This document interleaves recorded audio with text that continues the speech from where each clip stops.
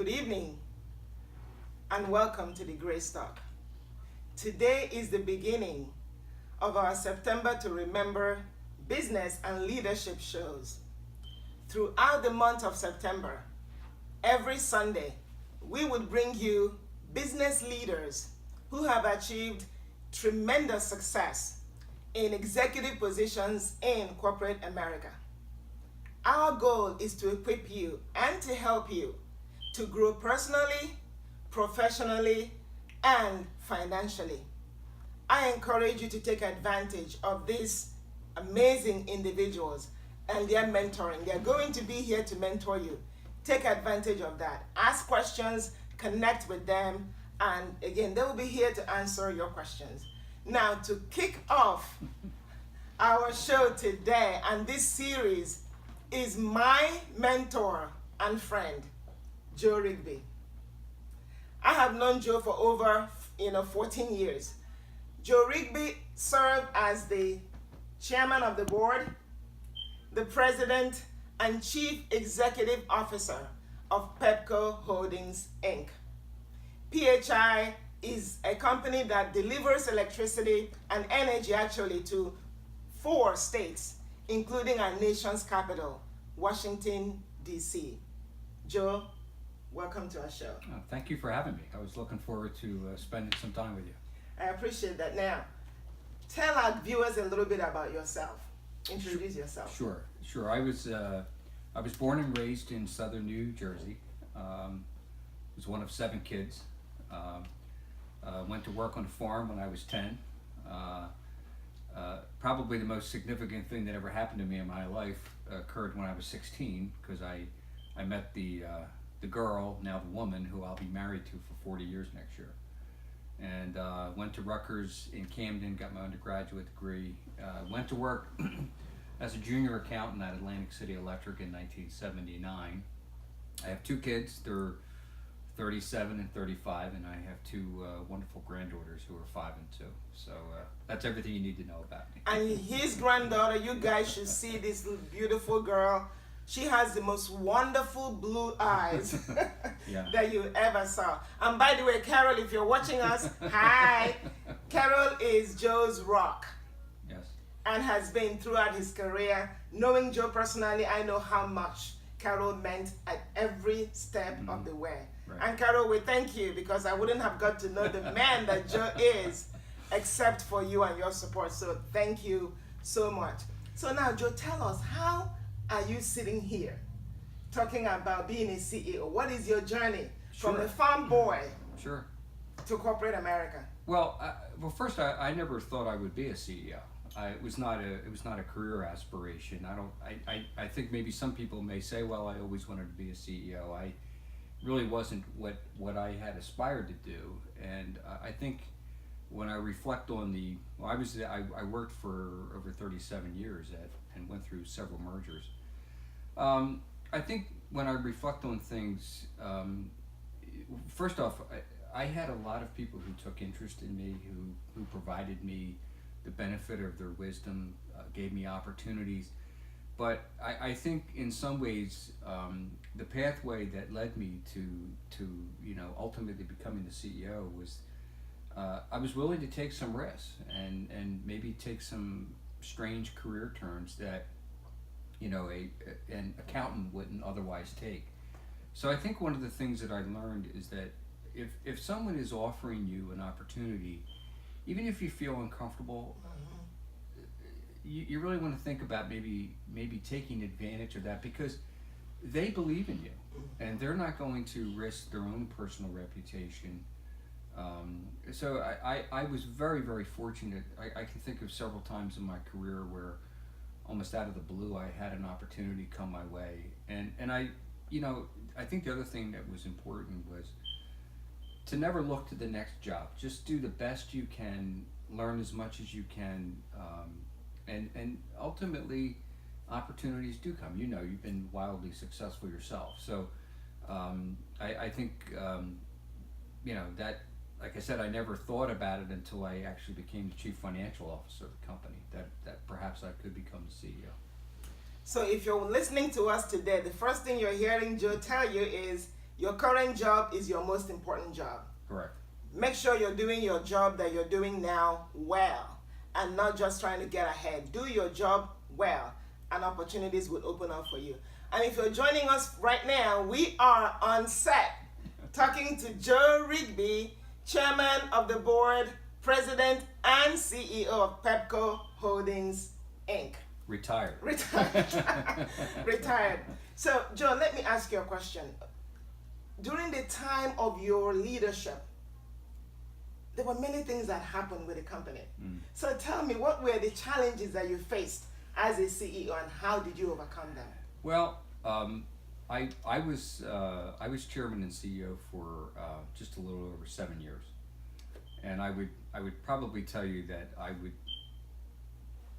almost like there were almost like two very different halves of a career. The first part of it, right after I became CEO, we became aware that we were facing both an earnings and a liquidity challenge.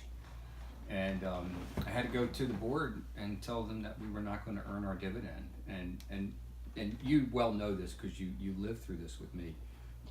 But we had to make some tough decisions around the businesses we could legitimately be in and continue to invest. And we made a hard call. I think it was, in hindsight, the right call to exit the generation business, to focus on the wires business. And then everything broke loose in the summer of 2010 when we had some severe storms come through Washington, D.C. We had an enormous amount of outages, not unlike what you're seeing with Hurricane Florence down in North Carolina, unfortunately. But the core of our issue was candidly a real weakness in our infrastructure, and that led to a tremendous amount of criticism to the company. I recall maybe 6 or 7 months into that problem, finding out that we were named the most hated company in America, which, as a CEO, is not something you really aspire to. But it which I thought was kind of an extreme comment, obviously. But a lot of the criticism that came our way was deserved, and so we spent a good 2.5 years really just hunkering down, making as many improvements as we could make in the infrastructure. And lo and behold, and this is kind of maybe way more than you want to know, but it actually took a storm to get us out of the issue, because we could trumpet all of the improvements we made, but until our customers, particularly down in the DC area, saw evidence of it, it was just a lot of words from us. And when Hurricane Sandy came through, the company performed very, very well. And that was a real turning point where, even though we were still, I'd say we were in the bad kids chair in the eyes of the regulators, particularly Maryland and DC, that things felt differently. I felt that even internally that there was a tremendous amount of pride within the workforce that we had first faced a problem, we admitted it, we owned it, and then we fixed it. And then beyond that, I knew that the likely path, or a likely path for us going forward, would be, once we had cleaned the company up, if you will, that we were going to look attractive to an acquirer. And that's what happened in the beginning of 2014. Exelon Corporation, headquartered in Chicago, the CEO got a hold of me and put a proposal in front of us and ultimately in front of our board that was such a strong deal, and I felt that it was going to make, not just provide a handsome return to our investors, but actually position the company to be stronger in serving our customers going forward. So, that's kind of a quick range of all the things that took place in just a little over 7 years. No, it's amazing. And folks, I can tell you a lot of this, like Joe indicated, I was right there. I was one of the executives, alongside with him as we beheld this. And I can tell you a couple of things that struck me. Joe is he's a very modest guy, but he is one of the most humble leaders that I have ever met. And Joe is he doesn't take himself too seriously. He has a great sense of humor. And through it all, it was one of the hardest times of your life. Oh, but you were able to lead the company through incredible times that were just horrific times for us as executives, as leaders, and for employees. Right. Now, one of the things that Joe did, and he didn't know how much this impacted me, and I'm going to tell on you right now, was we were before one of the state commissions, and it was really tough, and it was so hard. And he chose to take accountability for the problems of the company, even though many of those problems he inherited the problems. And he took responsibility for that, and he said, I'm going to forgo my bonus. For me, that was a crystal clear moment of leadership. So talk to me about leadership courage, because I saw you model that for me. Many of the times that we went through, when we were the most hated company in America, that was a terrible time. And when our stock was $10, I distinctly remember the day when our stock was $10. Talk to us about leadership courage, Joe. Well, you find yourself in these moments in your life, and you find the challenges, and one of the things I realized going into the job that there were going to be moments. I was not surprised that there were moments because you just know it's coming, but I understood that there were going to be times when I would be tested, and I never wanted to be in a position where I would look back with regret around an action I took or I didn't take. And I always felt that if you didn't step up and do the right thing, do the hard thing, then you might avoid the issue in that moment, but you really wouldn't like yourself that much. So for me, that was always kind of the backstop of like why I felt we needed to do or take some tough action, was because I didn't want to have to look back and have a regret that I had missed an opportunity to do the right thing. And I think that at least in my life, and it was a lesson that my parents taught me, was it's never the wrong time to do the right thing. That's right. And where I think companies get into trouble, and where individual leaders get into trouble, is when they veer away from integrity, from their own personal integrity. And it does. There's times when it's your stomach is in knots, and but you can know in your heart and your gut that what the right thing is to do. Absolutely. And we're looking to connect with our audience in a little bit. So now, another thing that I saw you model for me was, grace under fire. I was making it up as I was going along. That is one of those tough leadership moments where it's either you're a leader or you're not. Going into your leadership role, you did not anticipate that this was going to happen, everything coming at you at once. No. But being able to stand tall as a leader in that moment, and to be graceful in that moment, and not either blame other people, shift blame, but take accountability. Talk to us about grace under fire.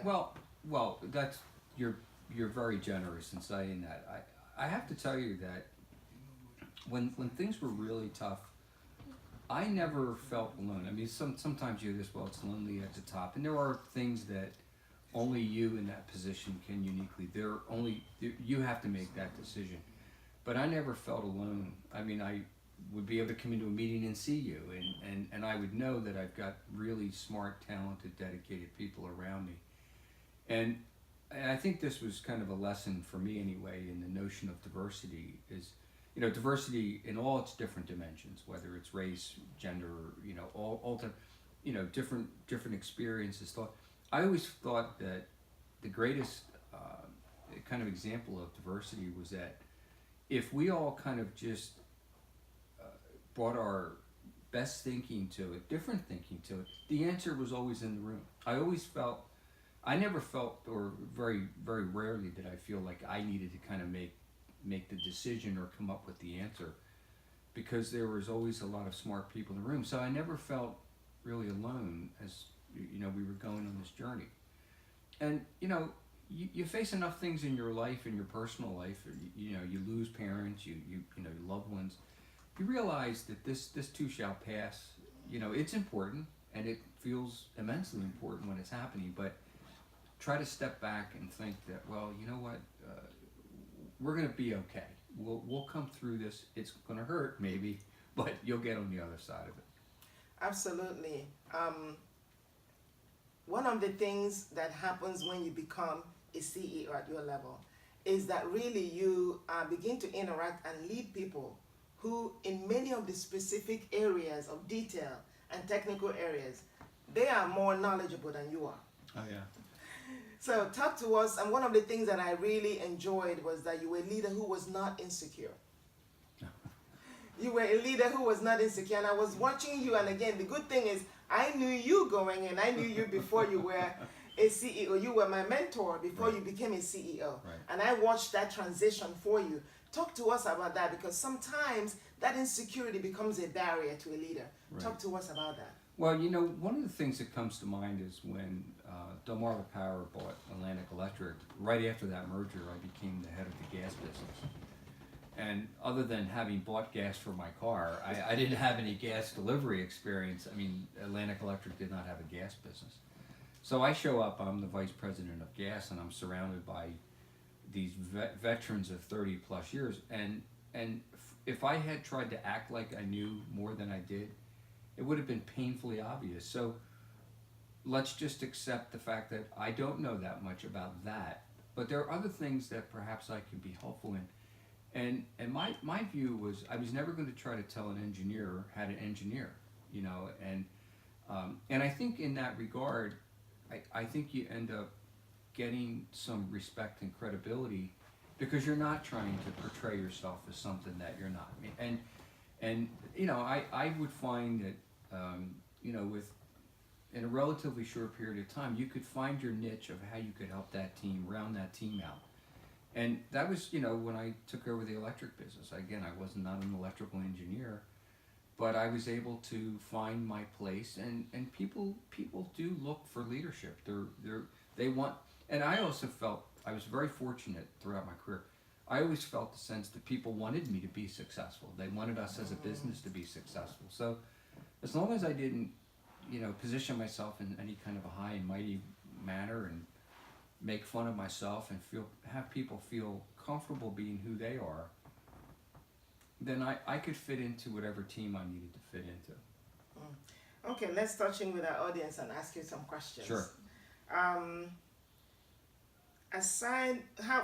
did you find mentors that helped you? Were there any mentors that helped you grow as a leader? Sure. I had several, and I still have people that I look up to and reach out to get advice. I think it's a fool's errand to think you're ever at a point where you wouldn't benefit from some input. So I'm on 2 corporate boards, and I use my colleagues to try to help me understand and you know, kind of even monitor my own behavior in a board meeting to make sure I'm the best board member I can be. I think it's natural when your first series of jobs, your supervisor, your direct supervisor is in fact a mentor. I think as you build, and I think it's very important to be deliberate about building a network of people in your organization.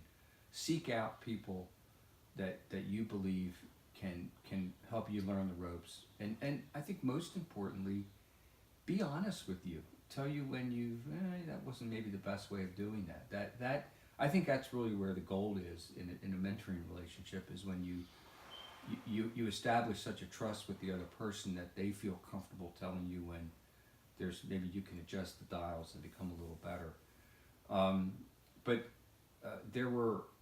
I can remember a gentleman you and I both know, a guy by the name of Tom Shaw, who took an interest in me when I went to work at Connective. Tom was from Delmarva Power, and from very early on, even though I ended up working for him, I as much as he was my supervisor, I always still felt he was my mentor, and I could feel his hand on my shoulder at times as I was trying to navigate things. So I think I think the important thing that I'd offer is that you should never feel that you're past that need.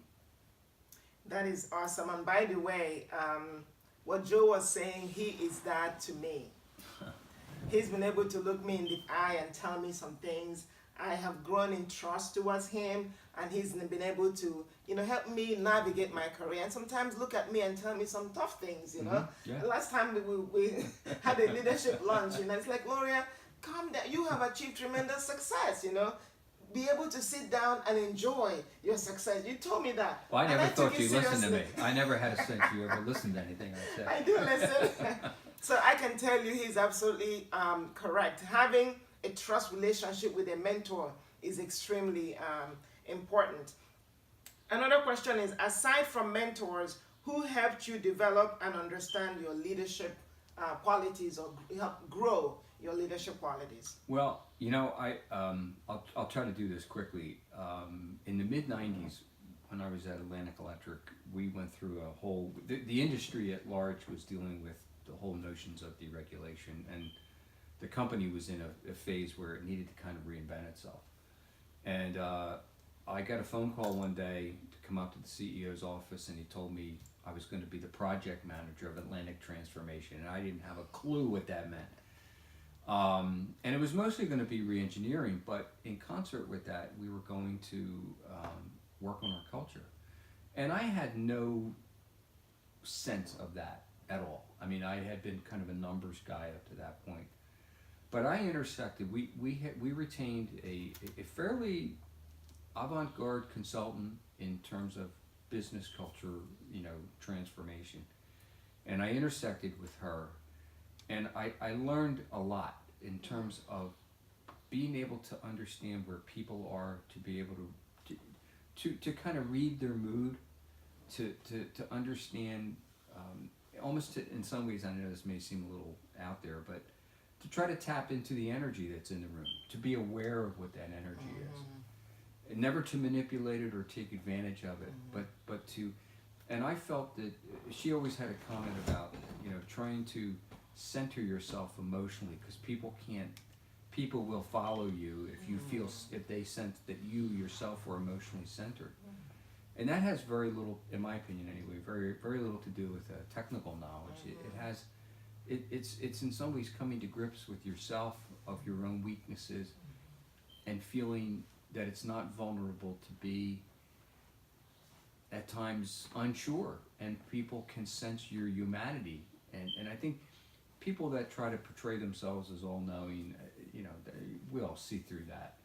But that was kind of a lesson I learned in hopefully becoming somebody that people would trust and ultimately follow. Joe has said some very important things, and I want to reinforce those. First is, you're saying be self-aware. Be self-aware. And when you're in a room, kind of center yourself, because people take their cues from you as a leader. And I think that's a very important thing to note there. We will go back to our audience. We have more questions from the audience. What were some of the early mistakes that you made in your career? I never made a mistake. Next question. Oh geez, I can remember I was probably working for less than a year, and I tried to bid out of the department I was in. I actually tried to get another job, and that kind of comes to mind very quickly of I had not stayed in a job long enough to leave that job. I think it's I don't think, my own personal opinion is that people who get a reputation of job hopping, I don't think that's a good thing to do. And so that was a mistake, and fortunately I didn't get the job, but I got a serious talking to of the impression that left with the people that had just hired me a year before. I obviously I dodged, whatever bullet that was, but it always struck me, and to be honest with you, that was the last job I ever bid on. I never tried it again. I can remember being in a situation where I'm trying to think how to say it. I was banging heads with somebody, and I found myself. I knew I was right, and I don't mean that in an arrogant way, but I knew, and I felt myself kind of backtracking because I was afraid of the confrontation. And you know this, that if you're the leader, if you're expected to deliver on results, and you have to lean in on something that could be unpleasant or uncomfortable. If you back away from it, it's just going to make the next time even that harder. So there are just two things that come to mind quickly on that. Thank you, and you also lose credibility with those who are following Exactly. you. Right, because they trust see your that. leadership. Yes. So that is amazing. We actually found that he made some mistakes. Wow. And you They were the only two I ever made. And you ended up staying in this job for 7 years. 37 years. I survived 2 mergers. So it was really good that you did not leave. Look at you now. You were able to go all the way up to become CEO of PHI. Another question is, knowing what you know now, what would you change in your journey? Is there anything that you would change? Yeah, as much as, I said earlier that I always felt that I was supported, I guess I'd say 2 things. One is that I worried too much. I found that, I lost a lot of sleep that in hindsight I probably didn't need, because I was so worried about how things were going to play out. And I think, not that I think I ever got to a point where I wasn't taking care of myself, but I could easily see how that could have happened. And I kind of wish that I had I also wish I maybe had enjoyed things a little bit more. Relax a little bit more? Well, maybe the notion of maybe smelling the roses a little bit. The last year and a half I worked, which was kind of at the time where the merger had been announced, I was able to maybe step back and reflect a little bit and kind of enjoy the sense that my team I felt that we were going to leave the place better than we had inherited it. And I wish I had maybe been a little bit more aware and appreciative of the good things that were happening around me versus always worrying about, some catastrophe that could happen. So, if you're joining us today, we are on set talking to Chairman of the Board, retired President and Chief Executive Officer of Pepco Holdings Inc., retired, Joe Rigby.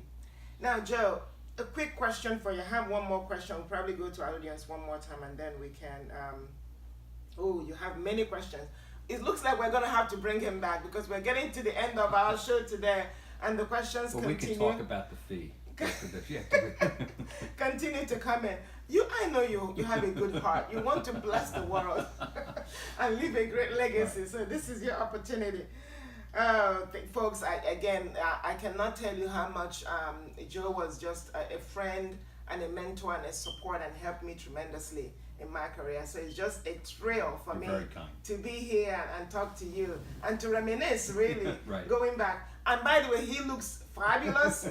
Retirement agrees with you. I'm only 22 years old, by the way. Retirement does agree with you. And Carol, whatever you're doing, it's working. It's working with Joe. Okay, a couple more questions maybe, and then we'll call it a day. What are the top 3 tips that you have for an aspiring CEO? I think the first thing is to realize it's not really all about you. Any individual is not going to be successful unless they have hopefully put even smarter people around them. I mean, you're as good as your team, and I think people who think it's all about them are about to hit a wall. I think you need to figure out a way to take care of yourself because it is a hard journey. It is a 24/7 job, and it really is 24/7. You're never, even when you're on vacation, you're never really off.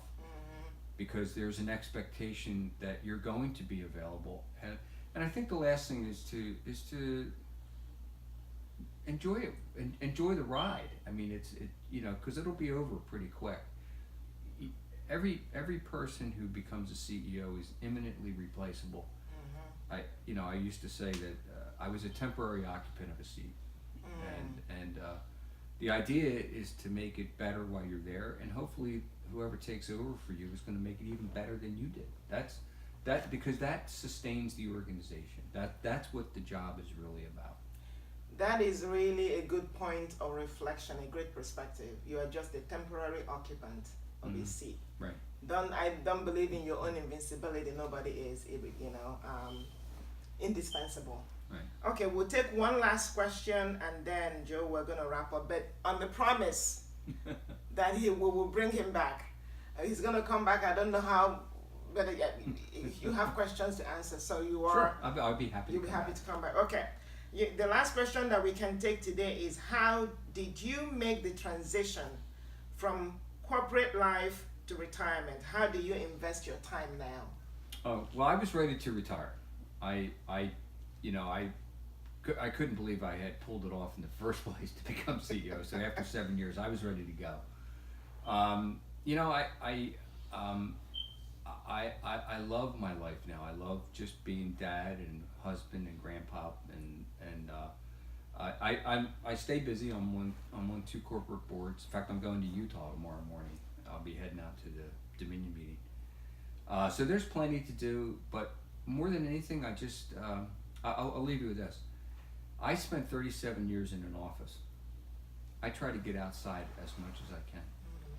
I'm serious, to get outside, smell the air, to just kind of reflect on the blessings of your life.